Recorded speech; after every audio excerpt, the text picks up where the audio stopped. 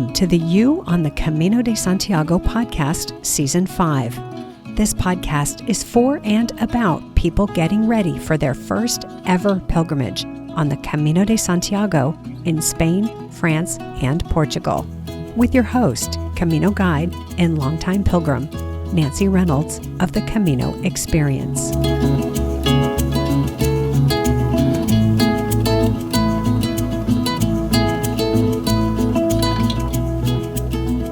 Hello and welcome back. Nancy here, releasing this episode as I finish my final packing before heading off to Europe to lead my September Camino Experience group. Today is my favorite day of the year. It's my birthday, September 3rd, and I'm celebrating with an overnight flight from San Francisco to London. Now, I know that some of my listeners will think that's a crazy way to celebrate one's birthday. Not the going to London part, but the willingly being on an airplane for 10 hours part. For me, this is fun. I love the traveling part of travel. I love walking out my front door knowing I'm going someplace cool.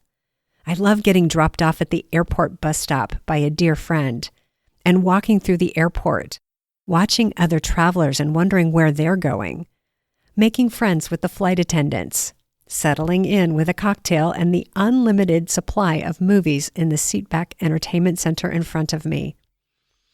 I don't even mind going through airport security, mostly because I'm signed up for the TSA PreCheck program that's available in the U.S.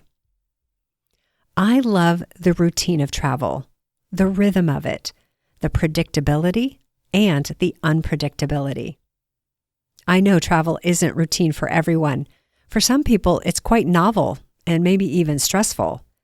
But for me, since I've traveled so much, and not just to the Camino, but all over the world, the traveling part of travel is, for me, routine.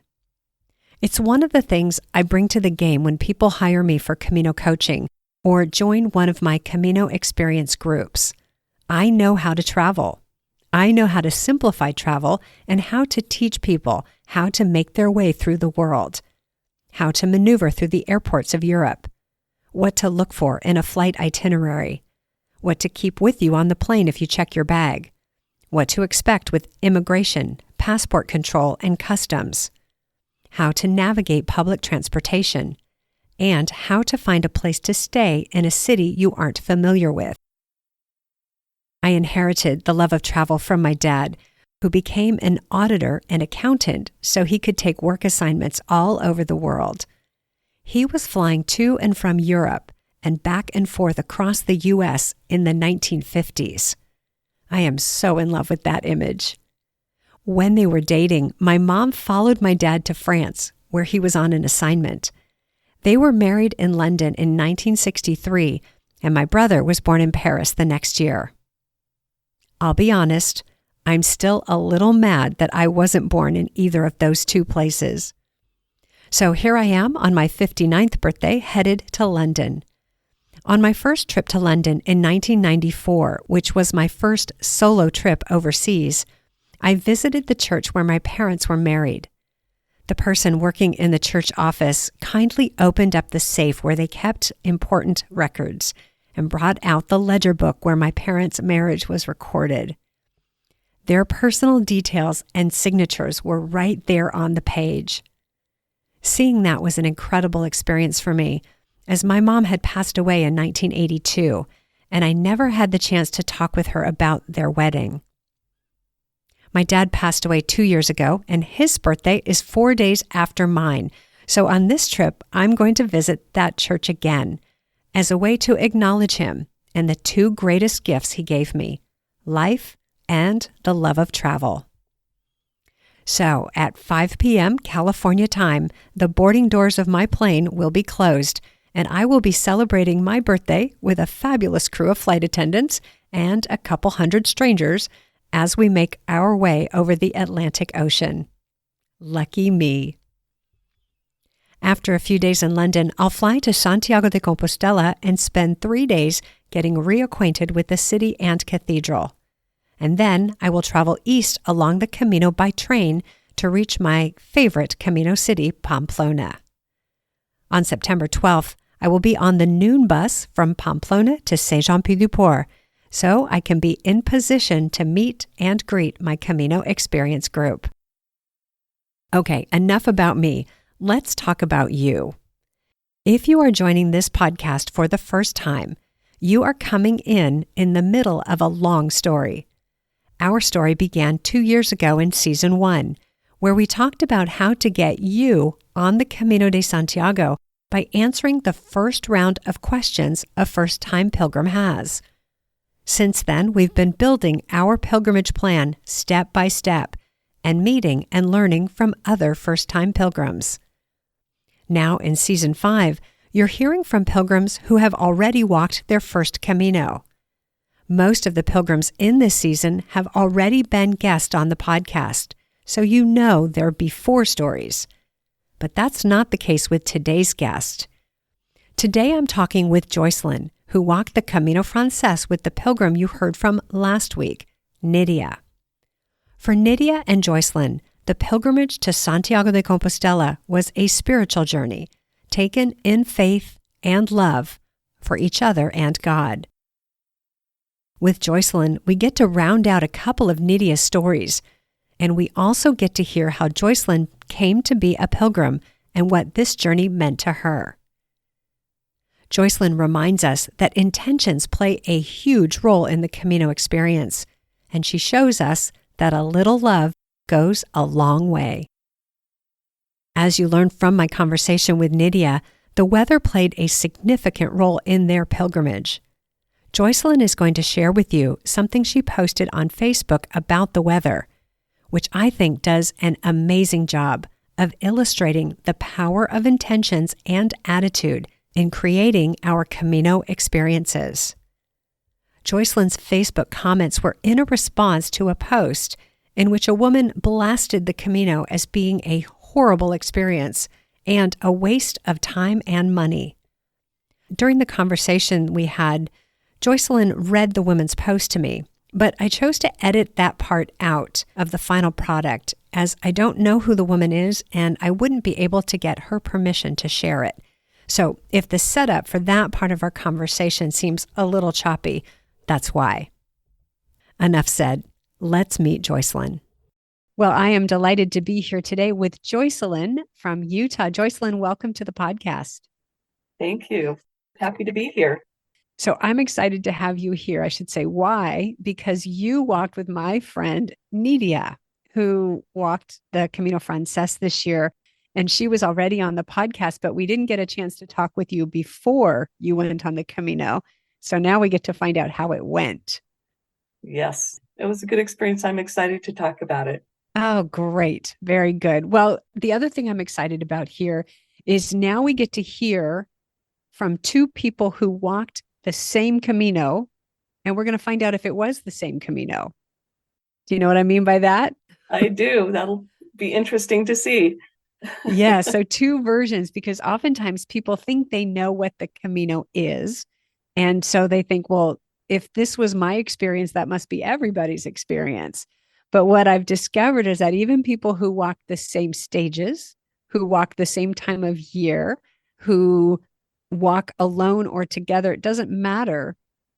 It's never the same experience. So I'm curious to see how true that is for you and Nidia. Well, and she had the advantage of the language, and she could talk to a lot more people than I could. So we really did have some different experiences with it. Right there, that is a big difference. So let's jump in. What I'd like to do is ask you to put the pin in the map so we know what you walked. So if you would share with us where you started, where you finished, and how much time you spent on the trail. Okay, we did not have as much time to walk the whole thing. We would love to have done the entire Camino Francés, but because Nidia had to get back to work, we only had about 3 weeks to walk it. So we started in Burgos, and we kind of skipped a couple of little places just for time, but we walked the rest of the way. Okay. And the rest of the way, was that to Santiago or all the way to the coast? Santiago de Compostela. I did a tour to the coast. Nidia didn't want to go, but I did, and that was really amazing too. And I worried that it wasn't going to be as good because I wasn't walking it.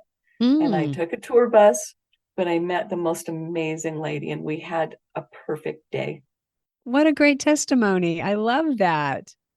Okay, so I'm going to ask you for some more information about your tour out to the coast, but first we're going to talk about the walk and how that went. Let me back up a little bit and ask you, why did you do this? What made you decide to walk the Camino Frances? Well, I had never heard of the Camino de Santiago before, never had heard about it.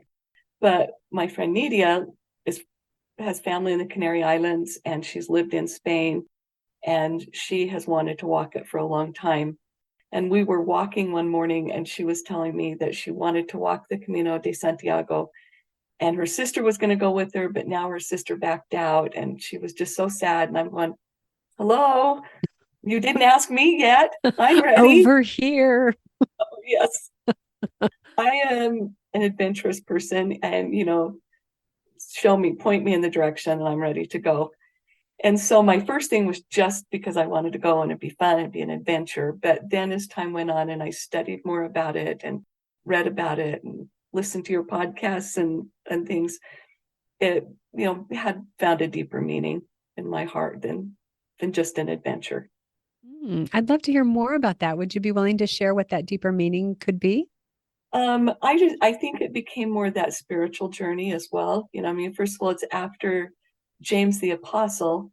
And for a while on the Camino, it just seemed like everything was focused on James. And while that's good, James wasn't all about James. James was an apostle of Jesus Christ. And he was there to testify of Jesus Christ. He was there to point the way for other people to find Jesus Christ. And so to me, it became more about Jesus Christ than about James. And I think that would make James happy. He wanted to bring people to Christ.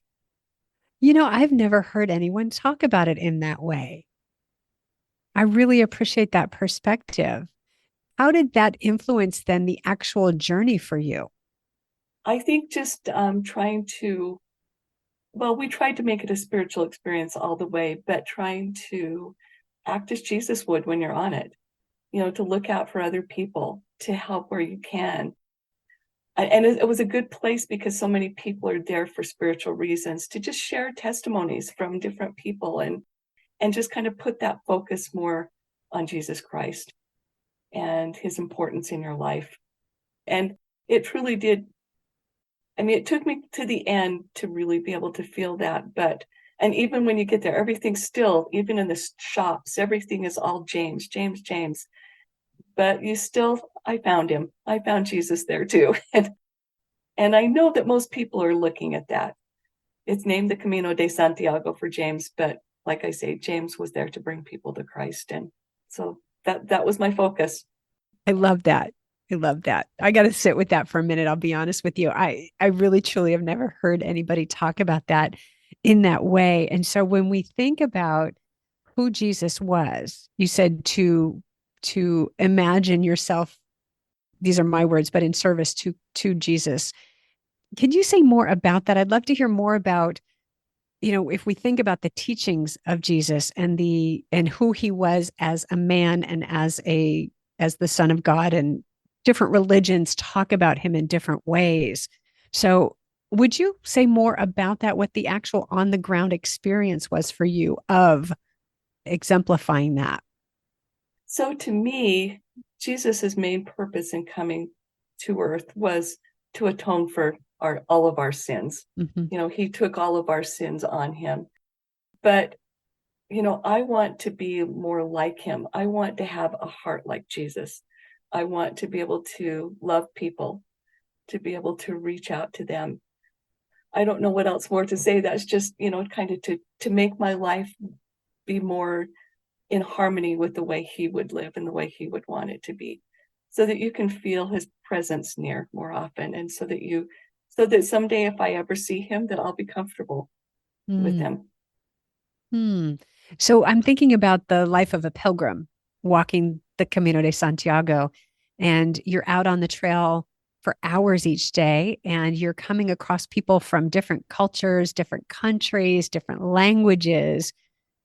How do you see the other pilgrim through that lens? Uh, to me, we're all children of Heavenly Father. We're all children of God. So it doesn't matter where we come from, what language, what we are, we're all the same inside.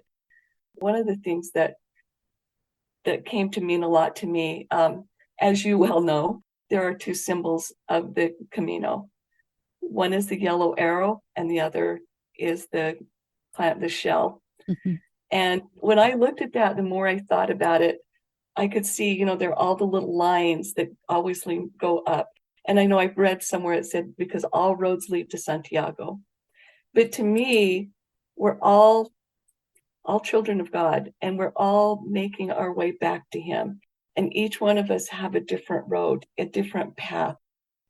We're all different. It's a different way for each one of us. We're all going to have our own experience, but we're all going to end up at the same place in the end. And you can't judge anybody else. You can't criticize anyone else. They're just on their journey and they're learning.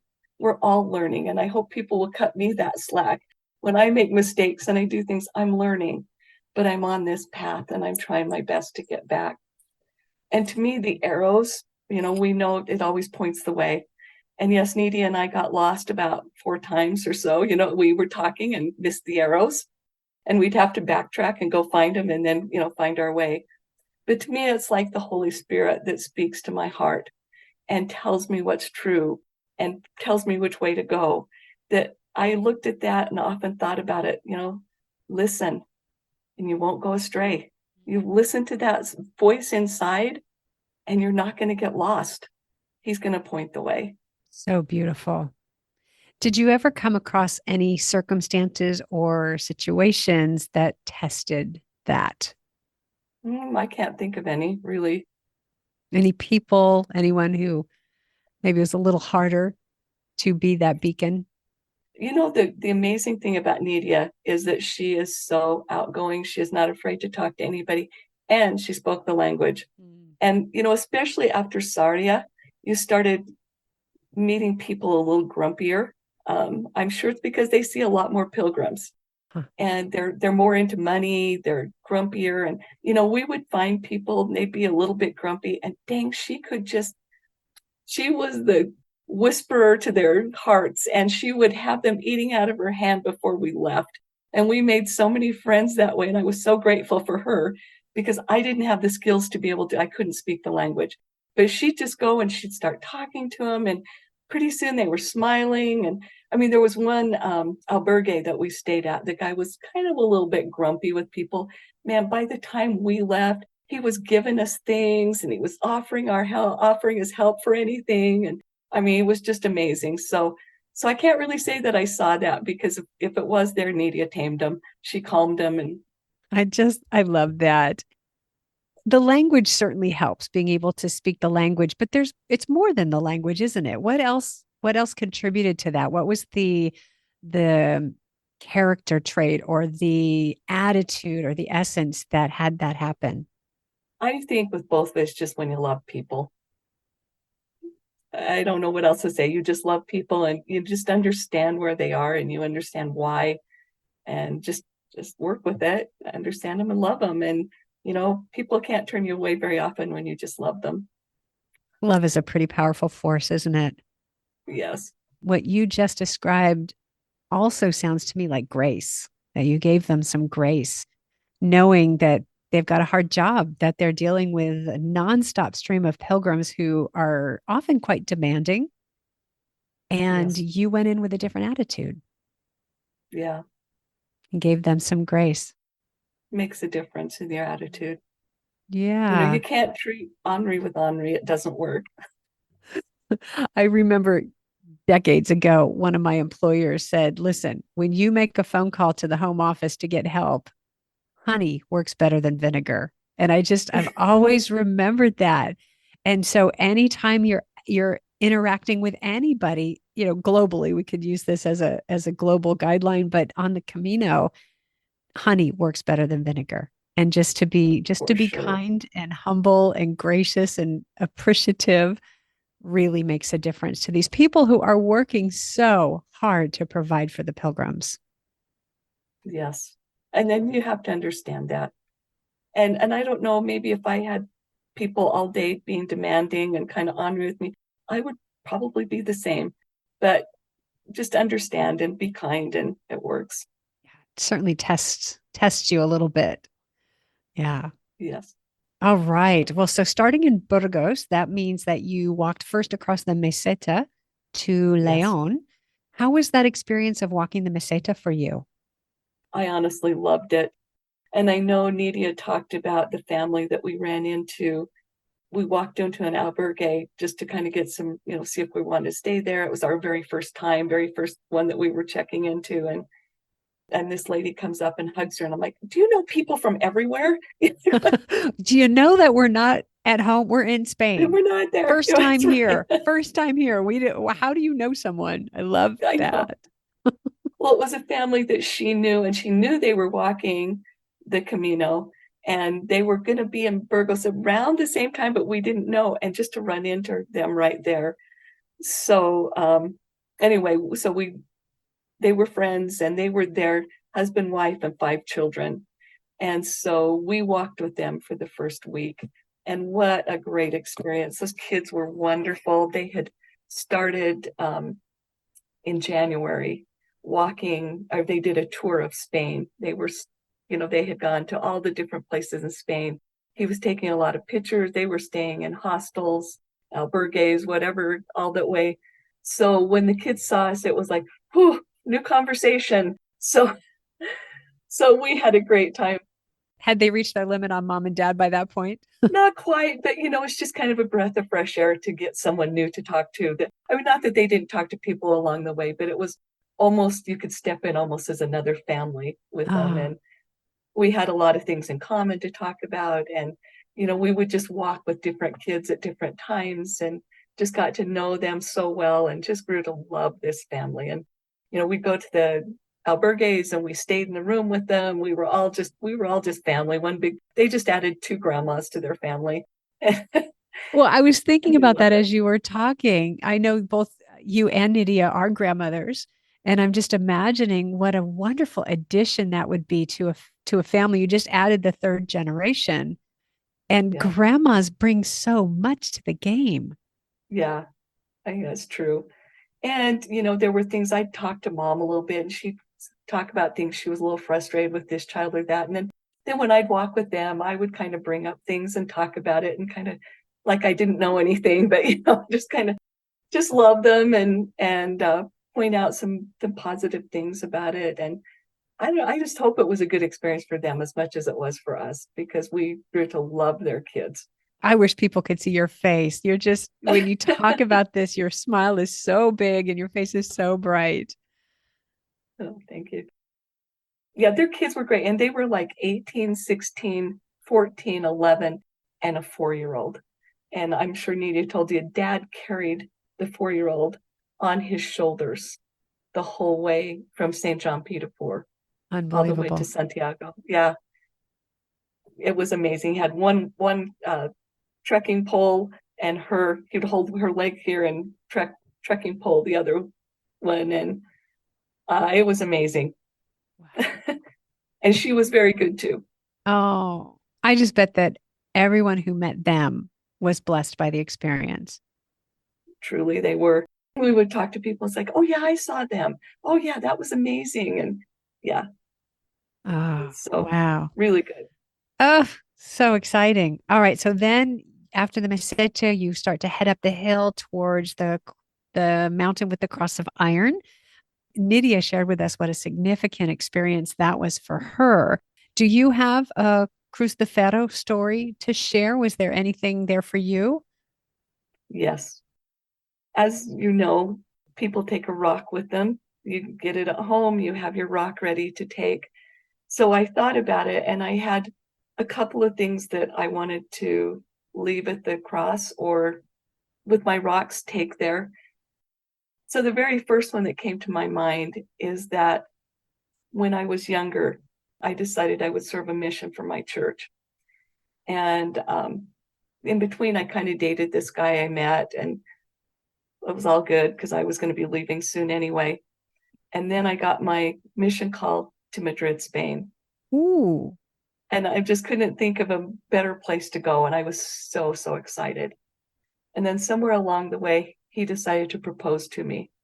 And that was like a really, really hard thing because it's like I really wanted to go. But, I loved him. I wanted to have a family. I wanted to move on, do that. It was a really hard decision that in the end, I decided instead to get married. And so I didn't go. And, I've had 5 kids and they're amazing. And it's been a great, great life that way and great family. But in the back of my mind, there's always this little regret that I could have done both. And so that it's just kind of nagged me and been something that I have felt inside myself for a long time. Regretted not having that language experience, regretted the people that I missed talking to and meeting and growing to love. But it wasn't, it was 2 good choices. What do you do? How do you decide between, yeah. And how do you Yeah. regret when the option B was so great? Yeah. And yet it's there. This is the reality. It is possible for those things to exist simultaneously. Yes.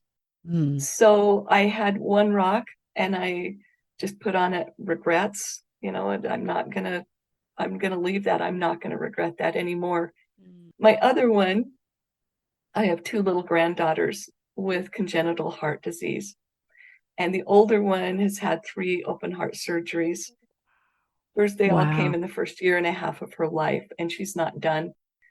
She had 4 holes in her heart, and she had a valve that was leaking. And they did their best. They repaired the holes, and all those are okay. But they eventually had to go in and they put a valve. They replaced the valve, and then they used like a pig heart valve on it. She was only 6 months old, and Wow. within the next year, it had fused open. And they went back and they said, "Oh yeah, we found that we can't use that kind of valve in babies.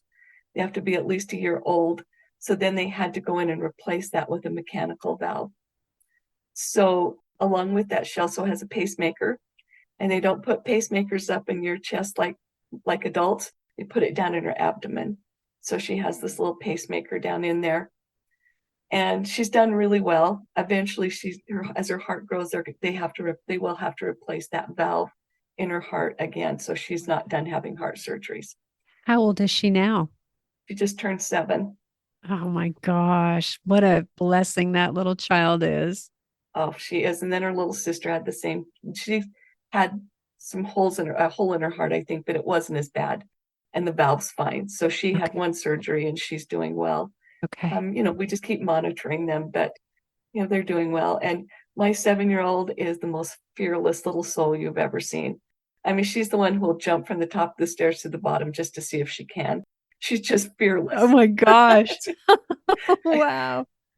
But what a delight. We just love her. And so my second rock was I went and I found one that actually looked like a heart, not Oh, like a cartoon kind of heart. It's actually looked like a heart. uh-huh. And I just put their names on it. I said, "My heart warriors," and put a little heart on it. And then on the back, I put their names and then took those 2 with me. Oh, And so I had heard about an Axis Mundi, and I had read a lot about it, that really the Cruz de Ferro was considered an Axis Mundi clear back in pagan times. what does that mean? I don't know that phrase, Axis Mundi. An Axis Mundi is a place where heaven and earth touch, where they meet. And so even the pagans called it an Axis Mundi. They knew that it was a place, there's something sacred about that particular place. And so we had started our journey when we got off the plane. We went straight to the Madrid temple where we were able to attend and start our spiritual experience. And I had such a great spiritual experience there that I really wasn't expecting much of the Cruz de Ferro. I'm like, well, okay, it'll be good, but we'll see. Can't top that, but yeah, let's give it a Yeah, that's chance. right. We'll try. We'll see. So as we walked up there, I think Nidia and I both were just, I just stood there I almost couldn't even talk. I was just completely overwhelmed with gratitude. It was just a complete feeling of gratitude. I don't even know. Just everything was so perfect. It was so wonderful. And I just overwhelmed, just washing over us gratitude.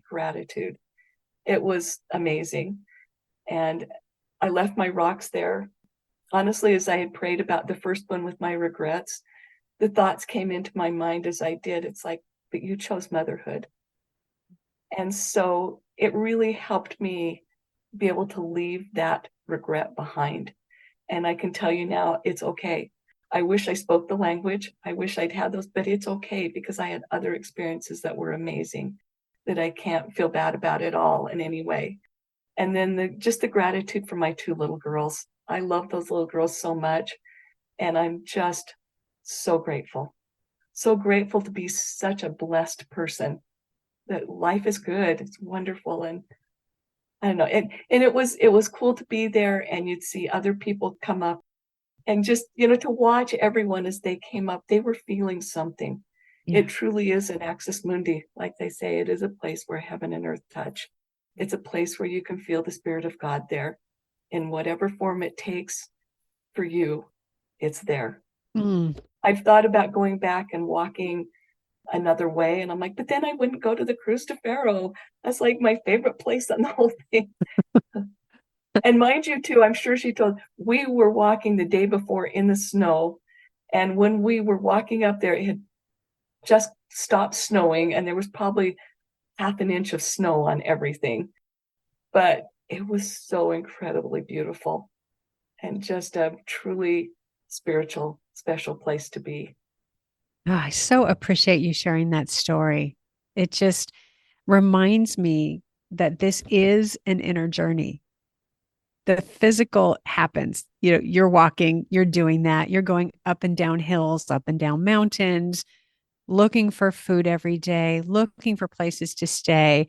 It's a very physical journey, but that inner journey is what impresses us the most, I think.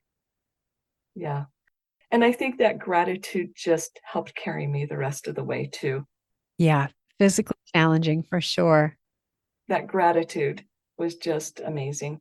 The thing I love about gratitude is we can talk about gratitude and we can talk about what we're grateful for as sort of a mental exercise, but then we experience these moments of such a deep knowing and feeling of gratitude that's this elevated experience. And for me, that's the magic of the Camino, is to dial us into that experience of gratitude, takes it to such a higher level. Well, and then it helps you as you're looking around. Probably just a little bit before that, we were with a lady from the Netherlands who was into all the plants and things. And she pointed out all the orchids that grow along the sides, along with the wild thyme. I mean, that was amazing. I was like, wow. And then after we left the Cruz de Ferro, walking down the hills and through the lavender and all the flowers, and it was so spectacularly beautiful and amazing. I just think that experience helped make that bigger, even just with that feeling that you're in your heart of so much gratitude. You just start to notice all the beautiful, beautiful things to be grateful for. Wow. It's like Technicolor. Suddenly the colors are vibrant and the Yes. sounds are clear. Yes. Look off Wonderful. across the hills and they're all purple from the lavender. And it's like, whoa, Unbelievable. amazing. Yes. Well, and you were there in the springtime. Yes, you're in April, May. Yes. Yeah.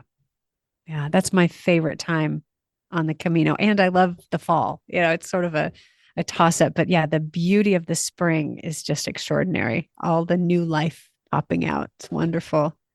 Yeah. Yeah. And the people you meet, you've just given us a great example of someone who crosses your path that you could not have anticipated would cross your path. And then, whoo, there you go. Yeah. That happened every day, all the time. So many people that we met. It really renews your faith in humanity, because you just take those few minutes in your heart's touch and you share beautiful things and you grow to love those people in just a few minutes. And you see all these great things about them and they share things with you, and they're just, it's wonderful. I mean, and there are some people that come along. We had two ladies we walked with that had both lost sons in the last year who had Oh, passed away. oh, And, you horrible. just want to you just wanted to reach out and take some of that from them. You want to say, hey, let me help it. Let me make your burden lighter. You do what you can, but it's their path that they're walking, and it's their lessons they have to learn. And there's only so much you can do, and let God teach them the rest. Yeah. And I find that healing comes from sharing our stories and letting others bear witness to our pain. And especially if they run into someone like you who will remind them that God also does the healing, that would be a tremendous gift. Yeah, But it's hard, isn't it? it is. It's an impossible task to mourn the loss of a child. Just, yeah. Yeah. Wow. So some really great experiences. I wonder if there were any bumps in the road, anything that didn't go quite the way you had hoped or had wanted it to. Any bumps? Yes, I would say for me personally, my biggest one, and I think if I were to advise someone else getting ready for the Camino, now Nidia and I walked all the time. We were walking 10 miles some days, we at least 7 or 8 almost every day. And I mean, and I was wearing my shoes that I had bought, and they were working great, no problems whatsoever. Our mistake was we only walked one day with our packs. And so I will tell you why that was such a big mistake. When we got there, we just start off walking, it's all great. And I get one big blister on my heel. And I'm like, what? I've been walking in these shoes for 4 months. How can this be? And by the time I was done, I had gotten 7 blisters on my feet between them. And I know it's because of the weight that was in my pack, because we hadn't really trained for that. Okay. So just to clarify, you said in your training, you had only trained one day with your pack. And then Yes, you showed up in Burgos expecting to carry your pack. yes. Okay. Got it. And so for anybody listening, you will get blisters if you do not train and use, take that pack ahead of time and get your feet used to the extra weight on them. That's it right there. Yes. Because every change that you make makes your feet rub in a different way. If you add more weight, if you take weight away, if you try new shoes, if you go uphill carrying a pack when you haven't trained, if you go downhill carrying a pack if you haven't trained. So, how did you handle those blisters? A lot of Band-Aids. It was too late for Compeed at that point. If I were doing it again, I would just put the Compeed on my feet to begin with. Nidia started to feel some warm spots on her toes, and she put it on right away. I don't think she got any blisters, but I don't know, for some reason I did. But like I say, Okay. lots of Band-Aids. The sweet thing is, I had one night in an albergue, we had a little lady from South Korea that was in our room with us. And I'm up, trying to take care of my feet. And she goes, oh, let me show you Korean way. And so, I mean, it's things I had read, but I didn't really understand why. I understand now. So she did the whole thing. She had her sterile needle with a thread on it, and she pulled it through and cut the thread. And at first I was like, why would you do that? But then I realized because your blisters seal over, Uh-huh. and they'll, get the fluid in there again. But if you put that thread through it, it allows it to keep draining. And so she took care of it, and she was really sweet. And it was a choice experience with her, because she was serving me, and Oh, she felt good about it. And it was really sweet. So that's what I did. And I had a man tell me, oh, after 14 days, they won't hurt anymore. And it was true. They didn't after 2 weeks. wow. And you kept on going. I did. I just bandaged up, and I'm going, suck it up. You're going to keep walking. Well, and there's a real important point to make is that the sterile needle is essential. What you don't want is for your blisters to get infected, because that's the game changer. That's when you'll be making other plans. Yeah. No Yeah. problems with that. We were all careful and had my antiseptic and stuff for it. But yeah, that's what I would do different. That's the main thing that I Okay. think I would change. I think the other thing, if I were to say anything else, I personally, if I were going to do it again, may walk in like September, How come? because I think I could lighten my pack some. I think we had raincoats, we had coats. I had to have a couple of shirts. Actually, I had 3 shirts. I had 2 long sleeve and 1 short sleeve, which was good because sometimes everything was being washed and I could wear the other stuff. 2 pair of pants. But I think I could lighten that a little bit if I was in a different time of year, and Mm, just take what is it? Not a raincoat, A poncho? poncho. Take a poncho and make it a really lightweight one because I don't know how much it would rain then. I mean, our raincoats were a definite plus because it just poured rain for a week on us. You had quite a lot of rain. Yes. And that's a good point. The weight of your pack is heavier in the colder months because you have to have Yes. those warmer clothes and those layers.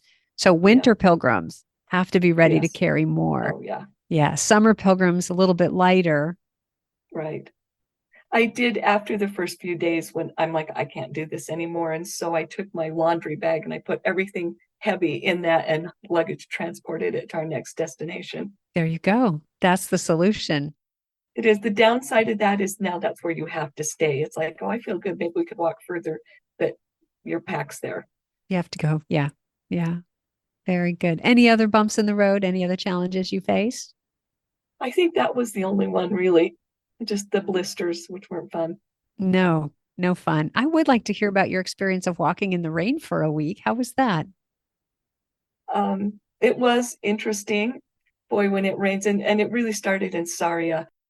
Sarria to Santiago de Compostela was just rain every day. Now, the day after we got there, it stopped. That was the week that it was going Thank to you very rain the much. entire time. Yes, exactly. It was just rivers running down the trail with mud on either side, and there's just nothing you can do about it. I had been in a group, another one of older women, and there was a lady at the last, right before we got to Santiago, a lady who had posted on that, and I didn't read it very often, but I did catch hers. Did you say this was a Facebook post that you read? Yes, it was. And you read this as you were finishing your week walking in the rain arriving in Santiago? Yes. We were in our albergue that night, and I'm looking through and I go, oh, hey, listen up, everybody. You got to hear this. This was real for her. And I tried to be sympathetic to that and understanding. So I read that and I'm like, that's kind of negative. And I talked to the other ladies that were with me and I posted my response. So this is more my experience. I'm on that section of the Camino as well. The rain has definitely been a challenge, especially today. So much rain and mud. This has not been my most spiritual section yet, but that herb smell from the forest is amazing. The rain has made everything greener than anything I've ever seen. I have met amazing people that I will always cherish as part of my experience. My friend and I spent time today talking about what we are learning from the rain.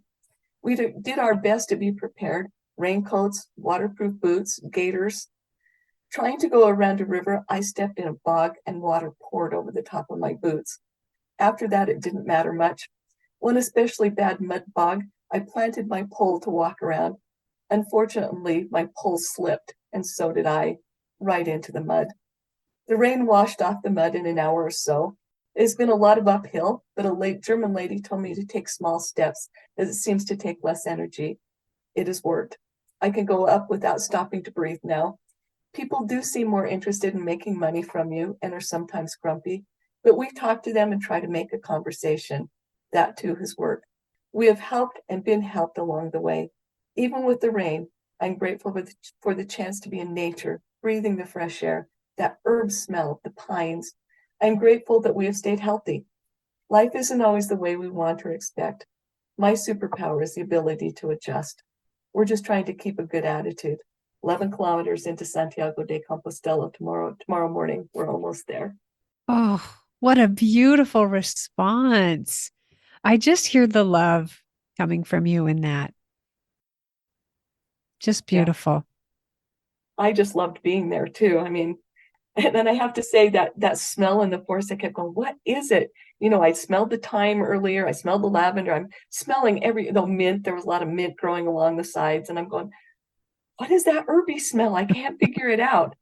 And it wasn't until we were going to Finisterre that the guide on the bus said, oh yeah, see those trees over there? Those are eucalyptus trees. That's what it is. Yes. Eucalyptus Yes. trees. They imported them for the paper.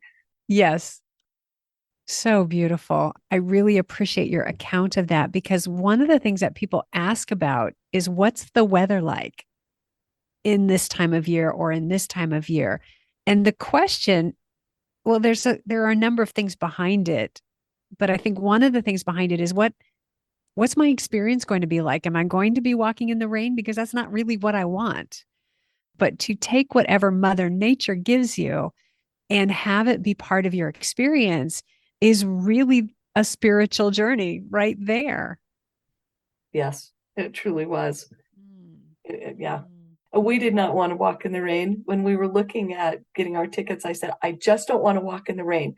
We need to go a little bit later. And then we found this really good deal on tickets. It was so cheap that we ended up leaving on the 15th of April. There you go, right into the heart of the storm. Yes.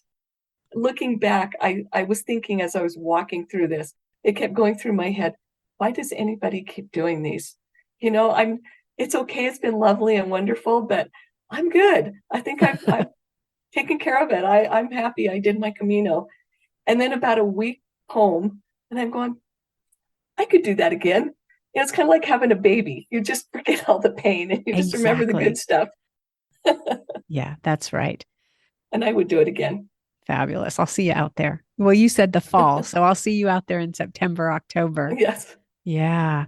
It is just so interesting because we have no control over the weather. We have no say. We have no influence, nothing. I have a song that I sing. It's my Blue Sky Puffy White Cloud song. And I like to think that it changes the weather, but it's a prayer. I'm not doing anything that result is not me. It's just a prayer. But what I heard in your account is that you were prepared for whatever weather you would get. And that is all we can do. Yes, it is. And sing in the rain. Slip in that bog and have it pour water into my boots. I mean, who would have thought that would have been a good experience for you? Where I live, where the grass is, you just step on the grass and you avoid the water. But oh Yeah. no, that grass was so saturated. Nope, you're going in. Yes. Fantastic. We're singing in the rain. We're splashing in the puddles, Yeah. you know. I say you remember too how beautiful it was across the Meseta. Oh, I mean, we had the blue skies and the puffy clouds and the sunshine across there. It was still kind of cold in the mornings. You could see your breath, but we were dressed for it. And you just start shedding clothes as you went, until you were down to your shirt because it would get warm later on. But it was so beautiful and so peaceful. and I'm just imagining your 7-year-old granddaughter in the mud and in the puddles, like, woohoo, this is what I want. So I don't Exactly. know. Yeah.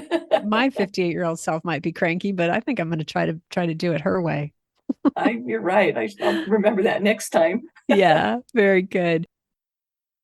Joycelyn, what I really want to ask you now is what was it like for you to walk into Santiago de Compostela? What was that experience?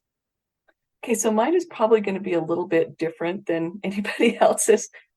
We were still in the rain, but we had gotten up really early because it was a Sunday, and we knew there was a little group of our church that met in Santiago.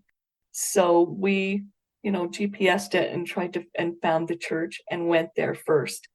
And for Nidia, it was great because it's all in Spanish and she understands. For me, I was catching words here and there.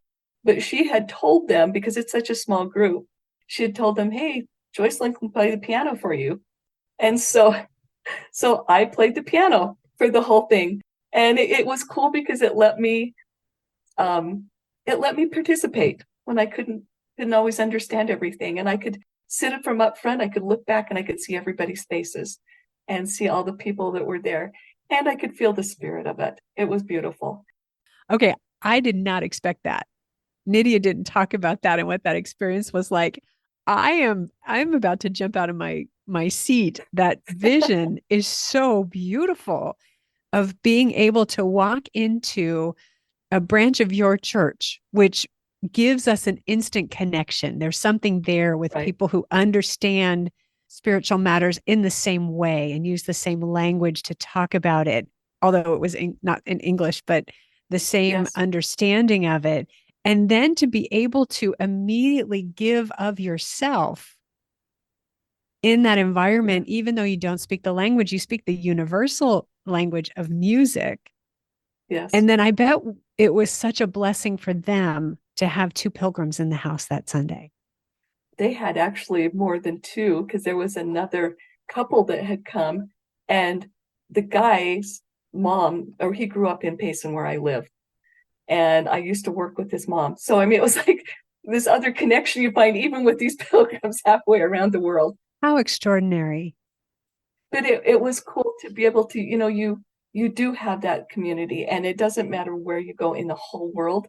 Our churches are run the same, and they sing the same songs, and they do the same things. And so it was beautiful to be able to do that and be able to give and help. The challenge was they'd say, okay, we're going to sing hymn number 124. And I'd open up and it's like, it's in Spanish. Which one is this? I'm trying to hum in my head the first line so I know which song I'm playing. I love it. What an extraordinary experience that must have Yeah, been. it was amazing. Yeah. Okay. Wow. All right. So that happened. And then, So then we walked on and we walked into Santiago, and Nidia had her sister's niece that was there to meet us, and she photographed us and everything. And I'm just kind of going, I mean, it was cool walking down when you hear the bagpipes and all of that. That was really awesome. And I got there and I just didn't have this great feeling like I was expecting. It's like, we made it. Anyway, walking into Santiago, I really didn't feel a lot, but it was, I mean, it was just kind of amazed and kind of blown away with how everything all around you is just amazing and beautiful. But the next day we went to finally get our Compostela because the office was closed at that time in the afternoon. And when we walked in there, all of a sudden it started to hit me, and the man's looking through all of our stamps and he's getting everything ready, and then I started to cry. oh, That's when it really hit me of, we've done it. We did it. It was awesome. It was great. So that was when I finally felt it. oh, wow. And how would you describe that emotion? It was just, I don't know, I was so touched by it. It's just like we did it. And it was kind of that relief. Now I feel like I'm complete. Now I've finished it. I've got my stamp. I've got my book, my certificate. Um, that was just a very touching time. I mean, I'm just all the pictures we have. My nose is red, and I've got tears. But this is it. Yeah. So it's kind of crazy. I don't know why it didn't hit me earlier, but it did hit me in the office. That's when I felt that relief. We did it, and Yeah. we really did, and that sense of accomplishment. Yeah. Well, and you said, I think you used the word, it was complete at that point. So there was Right. completion. And Yes. that for many people is putting the period at the end of the sentence. It might be arriving in the plaza for some people. And, I always thought when I first arrived in Santiago, I'm going to be on my knees kissing the ground. That was the emotion I expected. And then for some people, it is getting the Compostela. For some people, it's going into the cathedral and visiting the tomb where they believe they have the remains of St. James, or it might be hugging the statue of the saint that's behind the altar. But for some people, it's none of that. It's going all the way to the coast to Fistera or Muxia, to the end of the earth. So it's something different for everyone. And I think it's going to get you, though, at some point. Yeah. Mm. You put so much into it. Yeah. Yeah. We all have in our mind, I'll call it the finish line. We all have an idea of what the finish line is, even though it's sort of the joke's on us because there isn't actually a finish line. It just keeps with you. It keeps going and yeah, carries It along does. the rest of your life, I think. And you Yeah. just keep learning from it. And as time goes on, those quiet moments, little pieces of it will come back into your Yeah. heart again. Yeah. Oh, so good. So let's talk about the end of the earth then. So you went on, you said you did a tour out to the coast. Will you tell us about that? So yeah, I took a bus, just scheduled to take a bus tour, and I was the last one to get on. I because we were staying kind of out on the side, and so they picked me up at a different place, and so I'm walking on with all these people, and I'm looking, who do I sit by? And I finally picked this lady, and I was like, I don't know if she's going to appreciate this, but anyway, I sat down by her, and she didn't make a lot of conversation at first, but then as time went on and we had the whole day together, we just started talking and sharing, and she was one of the most amazing people I've ever met. Oh, just absolutely loved her. And we, shared lunch together. We just, we just had this amazing day. And I just told her, I said, this is a perfect day. We've just enjoyed an absolutely perfect day. And to, be out there when you're by the column with the kilometer sign and it says 0 and it got your picture by it and it was like, oh, here it is. This is it. This is the end of the earth. We're done. Ah, It was just a perfect day. I don't have any other words. okay. Well, maybe we just don't need any more words. Yes. Yes. Did it go to Muxía as well, or was it only Fistera, Muxía? How was Muxía for you? The wind was blowing really hard when we got there. It was a little colder, Yeah, but it was still awesome. Still amazing great, to see. Just part of great. my perfect day. Oh, that's so special. Now, there are a number of ways that you could get to Fistera. A lot of people, of course, walk to Fistera Muxía. And then there's the bus tour that you did. And then there's also a public bus with the company called Monbus, where you could do your own self-directed thing. You get on the bus and take it out and then come back when you want. What made you go with the tour rather than one of those other options? Because I didn't really know that much about it, and I decided to go to tour because they would show you. And plus, you went to like it was like a Greyhound bus. It stopped at all these different places along that whole area, so you got to see how beautiful it is. Stopped in different places and saw waterfalls or just all kinds of different things. And the good thing was the guy is giving you a tour and giving you history about everything and explaining it all. And that's when I found out about the eucalyptus trees, which finally answered that question I'd had the whole way That's from great. Sarria to Santiago de Compostela. So Okay, perfect. we learned a lot with it. And I hadn't wanted to do a tour because honestly, I hate being a tourist. But sometimes if you want to see it, you got to. And it Yeah, really worked out better than I could have ever anticipated. Made a fantastic. friend for life who was just wonderful. Fantastic. Do you remember, just in case my listeners are interested, what time the tour left Santiago and what time it returned in the evening? About?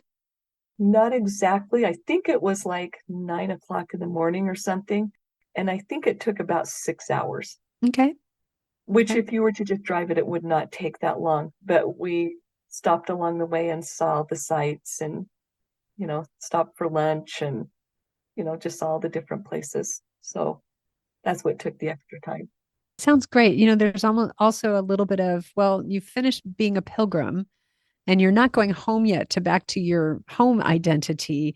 What do you do in the transition time? So it sounds like that's sort of a nice balance to help you Yeah. transition back home. Mm. And she had walked the Portuguese way. So it Oh, was fun to compare our different routes and our sure. experiences. Sure. Any chance that will be your next Camino? I would love to do that one. Truly, that would be the one I would do next, Yeah, I think. It doesn't take as long, so you can kind of do it. And it's beautiful because everybody starts along the coast and just amazing. sounds great. Do you remember how much the tour to Fistera cost? About. I think it was around 30 euros. Funny, it's been a couple of months and I forget, but I think it was Okay. around that. Okay. I'll be in Santiago September 7th. I'm going to find out how much these things cost so I can get some real solid information for people. Yeah, Yeah. cool. I could look back and tell you, but I just can't, I don't have it right here right now. That's okay. That's okay. All right. Well, I so appreciate hearing about your experiences, especially after just hearing Nidia's experiences and to see your version of it, which is a different story than Nidia's story, even though there are parallels and intersections, which I just love that that's how this works. Is there anything else you'd like to share with us before we wrap up? No, I just think it's that whole thing with the shell, and we're each walking our own path, Yeah. and it's always going to be different. We're going to have our own amazing experiences, but they're all going to take us back to God. That's where it's leading us. But we're all going to have our own things to learn. I love that smile on your face as you say that. Yeah. Joycelyn, thank you so much for spending this time with me. I really appreciate it. Thank you. It's been wonderful. Great. All right. I'll see you out there another time then. Okay.